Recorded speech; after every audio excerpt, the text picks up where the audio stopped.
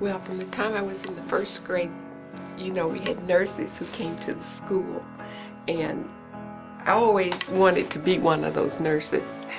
I started out at the VA hospital, and then I went to San Francisco from New York, and then I went from New York to Sweden, and then back to Nebraska, and then to Johns Hopkins. So I traveled around a lot.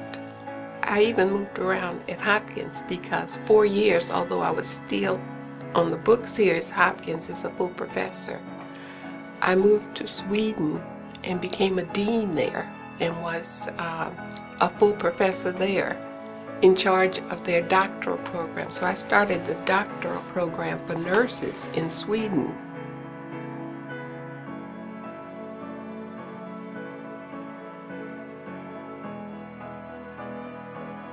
I had diverse students from medicine and public health, and I brought them all into this grant, and then they went overseas, and I connected with countries like China and Sweden, Israel, South Africa. And so I created experiences in research for these students, and that was exciting. That was really something. I feel like I made a mark, and I interested these students, and they would not have had the opportunity to study abroad in these countries without the grant money and connections to the different universities in these countries.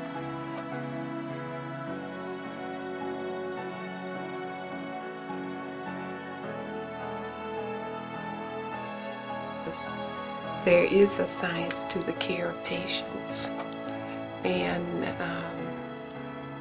nursing is one of the professional groups that mainly take care of sick people. So I think that integrating science into the care of patients is extremely important for the best care.